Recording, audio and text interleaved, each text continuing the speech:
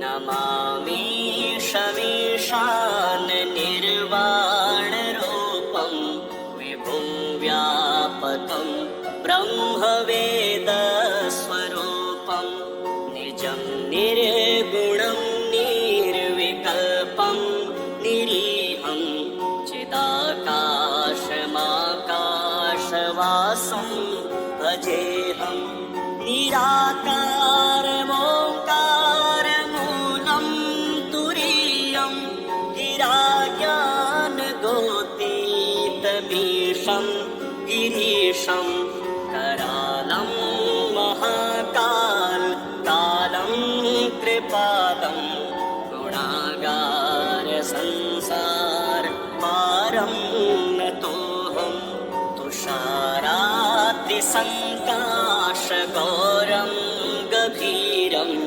मनोभूतकोटिप्रभाश्रीशरीरं स्फुरन्मालिकल्लोलिनीचारुगङ्गा लसद्बालबालेन्दुकण्ठे भुजङ्गा चलति कुण्डलं भ्रूसुनेत्रं विशालं प्रसन्नाननं नीलकण्ठं दयालं मृगाधीशचर्माम्बरं मुण्डमालं प्रियं शङ्करं सर्वनाथं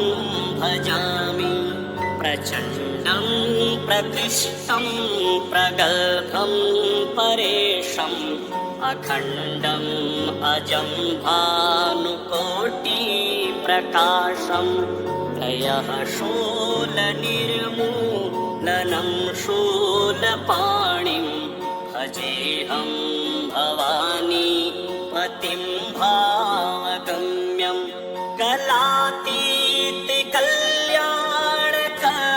कलातीतकल्याणकल्पान्तकारी सदा सच्चिदानन्ददाता पुरारी चिदानन्दसन्दोह मोहापहारी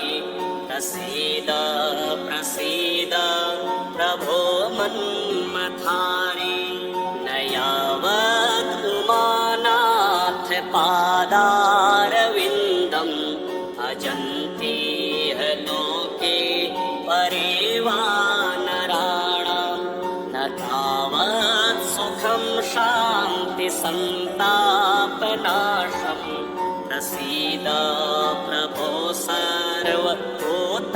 सर्वभूताधिवासं न जानामि योगं जपं नैव पूजां नतोऽहं सदा सर्वदा शम्भुतोभ्यं जराजन्म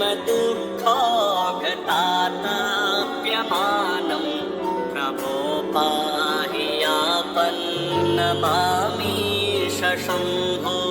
प्रभो पाहि यापन्नमामि शम्भो प्रभो पाहि यापन्नमामि शम्भो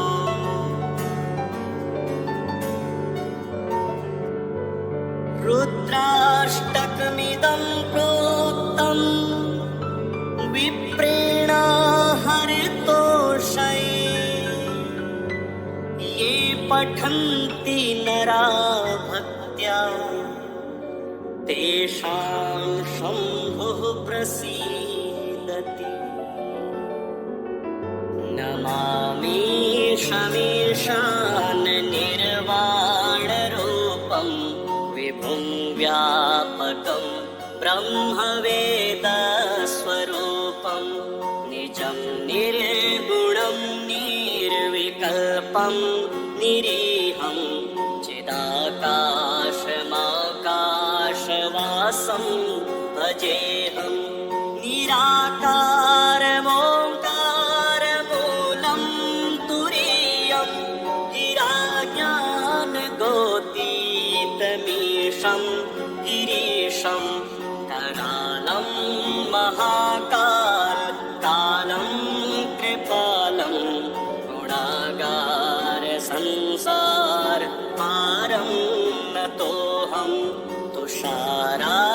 कलातिसङ्काशकारं गभीरं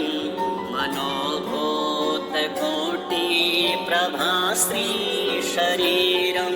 स्फुरन्मालिकल्लोलिनीचारुगङ्गा लसद्बालबालेन्दुकण्ठे भुजङ्गा चलति कुण्डलं भ्रूसुनेत्रं विशालं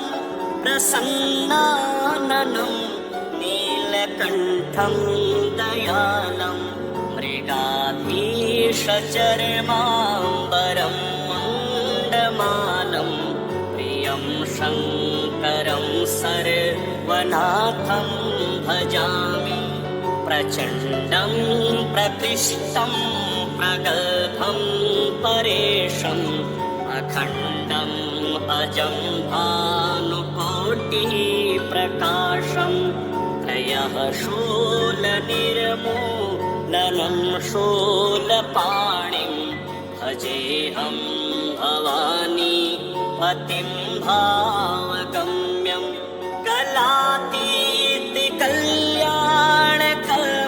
कलातीतिकल्याणकल्पान्तिकारी सदा सच्चिदानन्ददाता पुरारी चिदानन्दसन्दोह मोहापहारी प्रसीद प्रसीद प्रभो मन्मथारी न यावद् उमानाथ पादारविन्दं भजन्ति लोके परे वा नराणां न तावत् सुखं शान्ति सन्तापनाशं प्रसीद प्रभो सर्वभूताधिवासं न जानामि योगं जपं नेव पूजां न तोऽहं सदा सर्वदा शम्भुतोभ्यं जराजन्म दुःखागतातप्यमानं प्रभो पाहि यापन्नमामीश शम्भो प्रभो पाहि यापन्नमामीश शम्भो प्रभो पाहि यापन्नमामीश शम्भो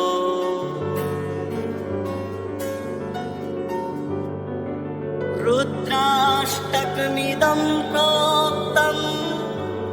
विप्रेण हरितोषैः ये पठन्ति नरा भक्त्या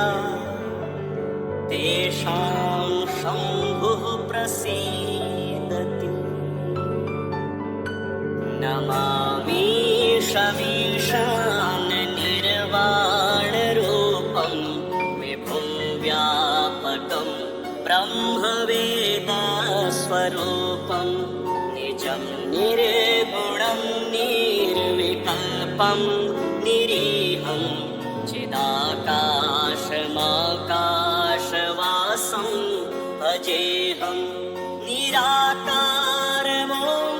निराकारमोङ्कारमूलं तुरीयं गिराज्ञानगोतीतमीशं गिरीशं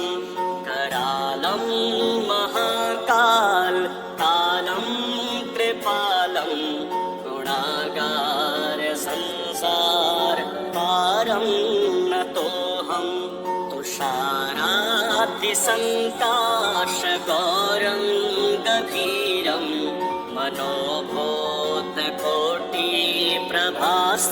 मनोभूतकोटिप्रभाश्रीशरीरं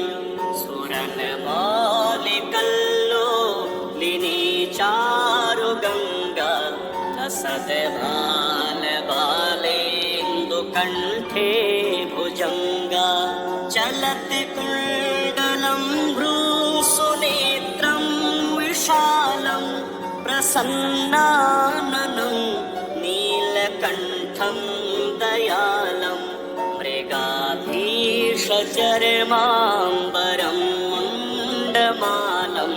प्रियं शङ्करं शरणं सर्वनाथं भजामि। प्रचण्डं प्रकृष्टं प्रगल्भं परेशम् अखण्डम् अजं भानुकोटिप्रकाशं त्रयः शूलनिर्मूलनं शूलपाणिं भजेऽहं भवानी पतिं भावगम्यं कलातीति कल्याणकल्पान्तकारी सदा सच्चिदानन्ददाता पुरारी चिदानन्दसन्दोह मोहापहारी प्रसीद प्रसीद प्रभो मन्मथारी न यावत् उमानाथ पादारविन्दं भजन्ति लोके परेवा नराणां न तावत् सुखं शान्ति सन्तापनाशं प्रसीद प्रभो सर्वभूताधिवासं न जानामि योगं जपं नैव पूजां न तोऽहं सदा सर्वदा शम्भुतोभ्यं जराजन्म दुःखोऽघतातप्यमानं प्रभो पाहि यापन्नमामि शशम्भो प्रभो पाहि यापन्नमामि शशम्भो प्रभो पाहि यापन्नमामि शशम्भो।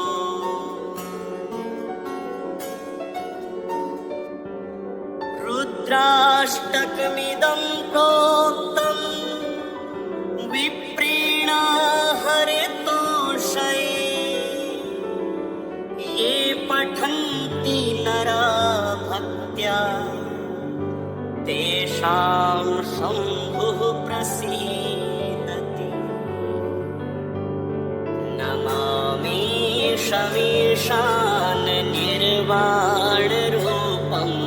विभुं व्यापकं ब्रह्मवेदस्वरूपं निजं निर्गुणं निर्विकल्पं निरीहं चिदाकाशमाकाशवासं भजेऽहं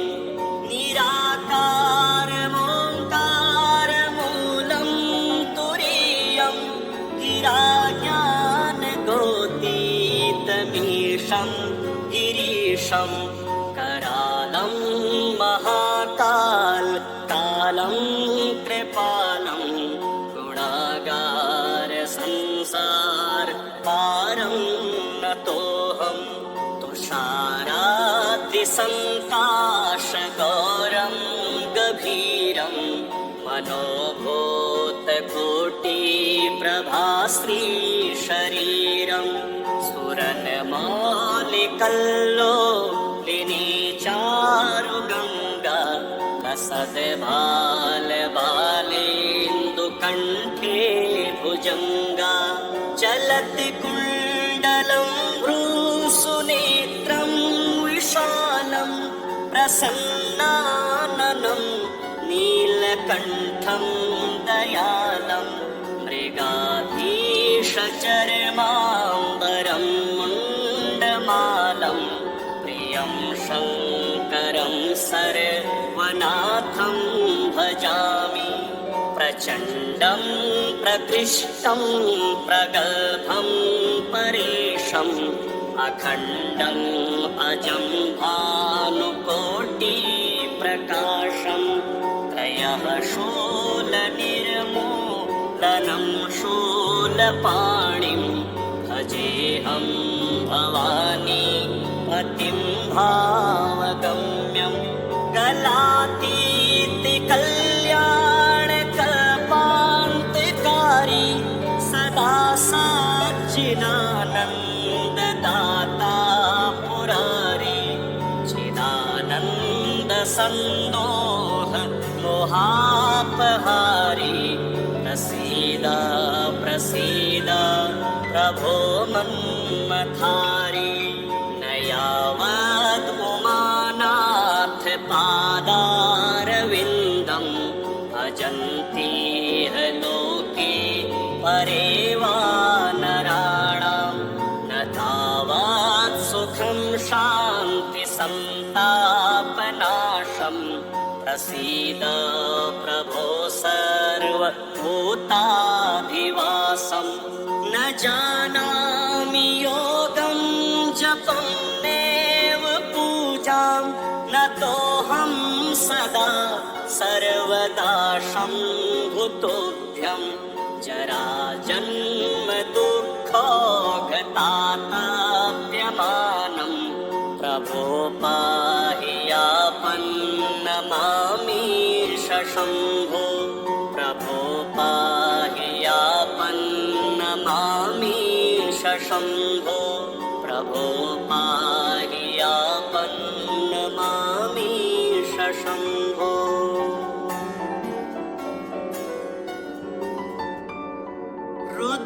रुद्राष्टकमिदं प्रोक्तम् विप्रेण हरितोषये ये पठन्ति नरा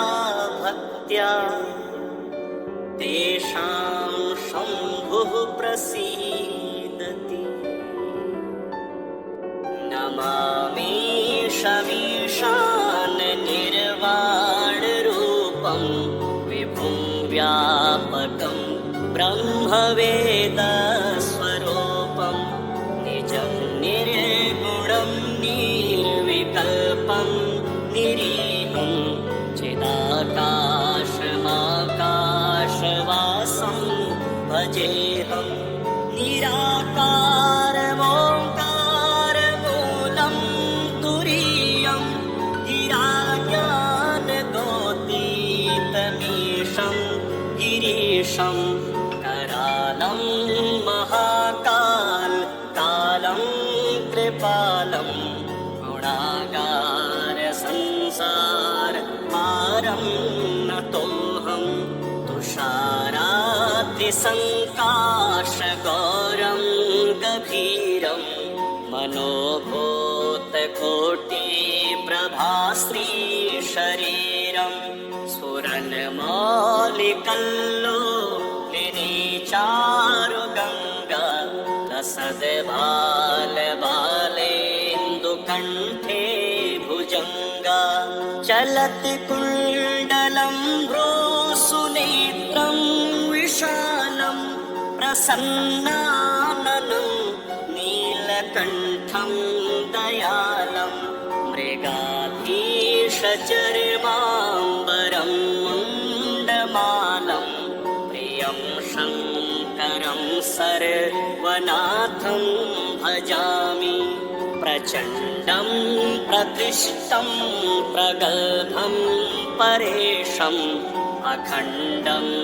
अजं भानुकोटिप्रकाशं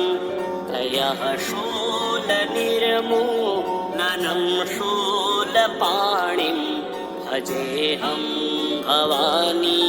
पतिं भावगम्यं कलातीति कल्याणकल्पान्तकारी सदा सच्चिदानन्ददाता पुरारी चिदानन्दसन्दोह मोहापहारी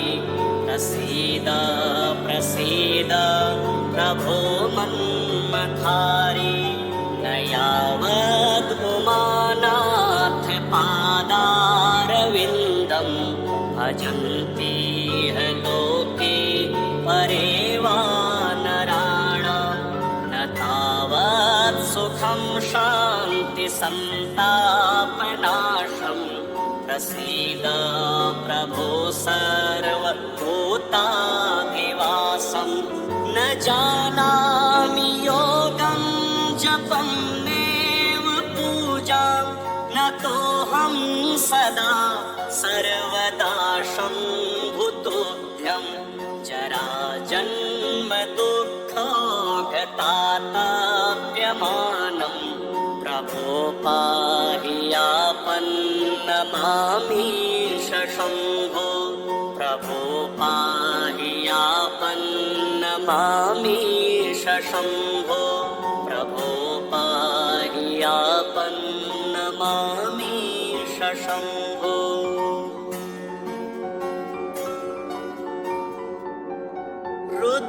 रुद्राष्टकमिदं प्रोक्तं विप्रेण हरितोषये ये पठन्ति नरा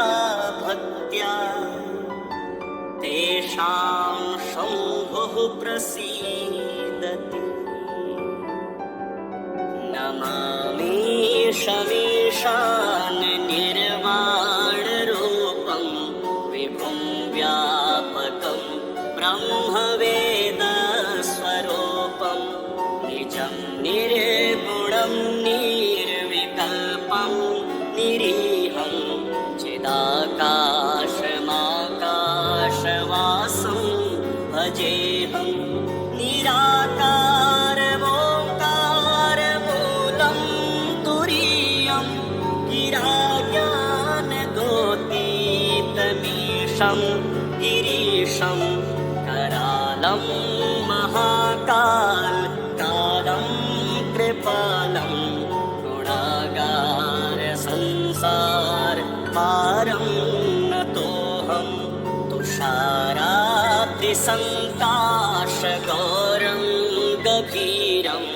मनोभूतकोटिप्रभाश्रीशरीरं स्फुरन्मौलिकल्लोलिनीचारुगङ्गा लसद्भालबालेन्दुकण्ठे भुजङ्गा चलति कुण्डलं भ्रूसुनेत्रं विशालं प्रसन्नाननं नीलकण्ठं दयालं मृगाधीशचर्माम्बरं मुण्डमालं प्रियं शङ्करं सर्वनाथं भजामि प्रचण्डं प्रकृष्टं प्रगल्भं परेशम् अखण्डम् अजं भानुकोटिप्रकाशं त्रयः शूलनिर्मूलनं शूलपाणिं भजेऽहं भवानी पतिं भावगम्यं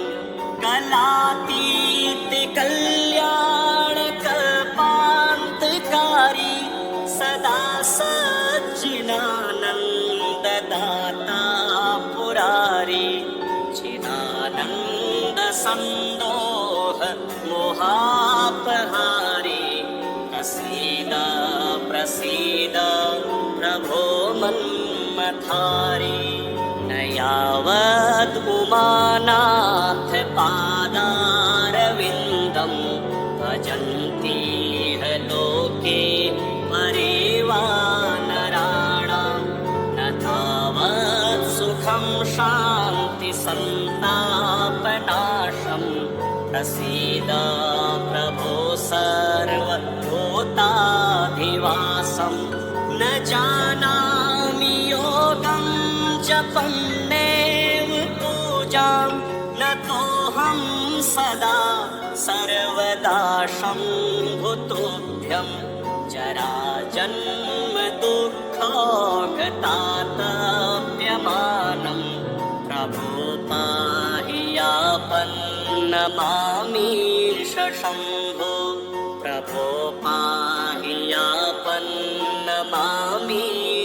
शम्भो प्रभो पाहि आपन्नमामीश शम्भो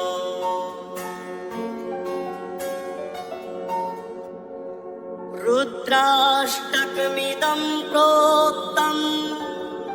विप्रेण हरितोषये ये पठन्ति नरा भक्त्या तेषां शम्भुः प्रसीदति नमामि शमीशान निर्वाणरूपं विभुं व्यापकं ब्रह्मवेदस्वरूपं निजं निर्गुणं निर्विकल्पं निरीहं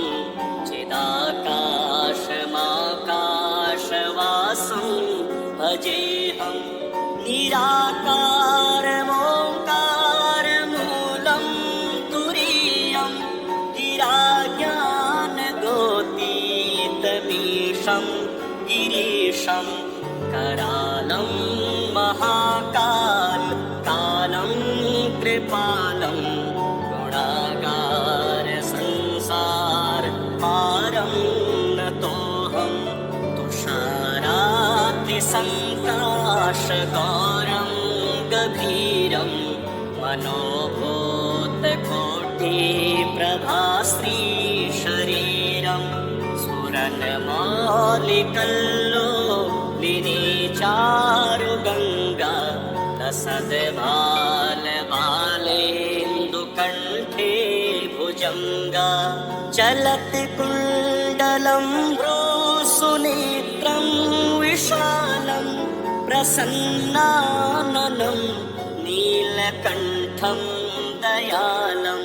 मृगाधीशचर्माम्बरं मुण्डमालं प्रियं शङ्करं सर्वनाथं भजामि प्रचण्डं प्रकृष्टं प्रगल्भं परेशम् अखण्डम् अजं भानुकोटिप्रकाशं त्रयः शूलनिर्मूलनं शूलपाणिं भजेऽहं भवानी पतिं भावगम्यं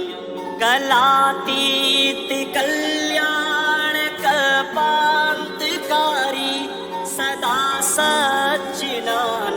सच्चिदानन्ददाता पुरारी चिदानन्दसन्दोह मोहापहारी प्रसीद प्रसीद प्रभो मन्मथारी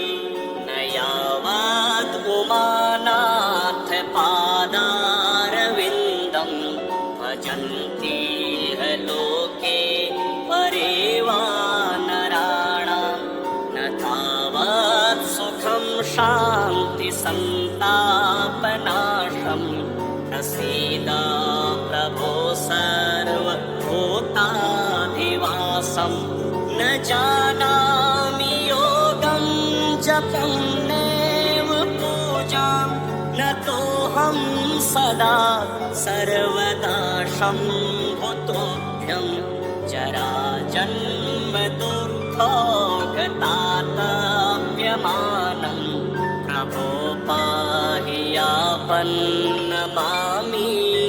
शम्भो प्रभो पाहि यापन्नमामीश शम्भो प्रभो पाहि यापन्नमामीश शम्भो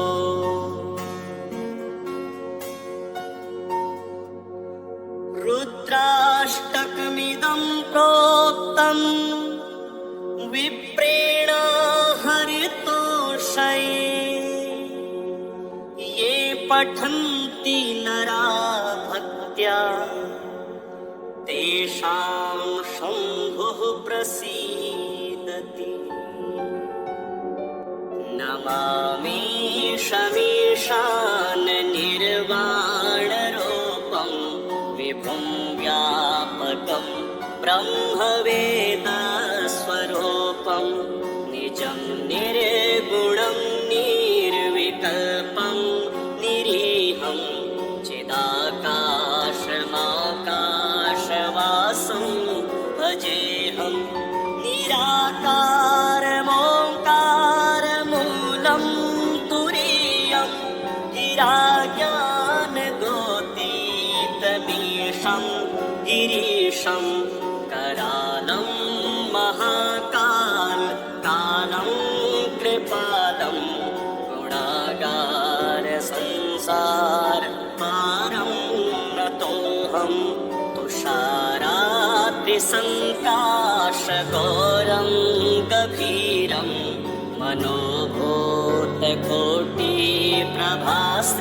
मनोभूतकोटिप्रभाश्रीशरीरं स्फुरन्मौलिकल्लोलिनीचारुगङ्गा लसद्बालबालेन्दुकण्ठे भुजङ्गा चलति कुण्डलं भ्रूसुनेत्रं विशालं प्रसन्नाननं नीलकण्ठं दयालं मृगाधीशचर्माम्बरं मुण्डमानं प्रियं शङ्करं सर्वनाथं भजामि प्रचण्डं प्रकृष्टं प्रगल्भं परेशम् अखण्डम् अजं भानुकोटिप्रकाशं त्रयः शूलनिर्मूलनं शूलपाणिं भजेऽहं भवानी पतिं भावगम्यं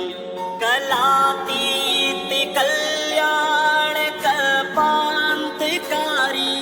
सदा सच्चिदानन्ददाता पुरारी चिदानन्दसन्दोह मोहापहारी प्रसीद प्रसीद प्रभो मन्मथारी न यावत् उमानाथ पादारविन्दं भजन्ति लोके परे वा नराणां न तावत् सुखं शान्ति सन्तापनाशं प्रसीद प्रभो सर्वभूताधिवासं न जानामि योगं जपं नैव पूजां न तोऽहं सदा सर्वदा शम्भुतोभ्यं जराजन्म दुःखागतातप्यमानं प्रभो पाहि यापन्नमामीश शम्भो प्रभो पाहि यापन्नमामीश शम्भो प्रभो पाहि यापन्नमामीश शम्भो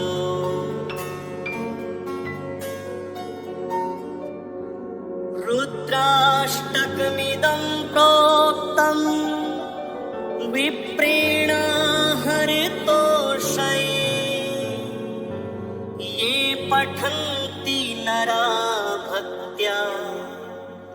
तेषां शम्भुः प्रसीदति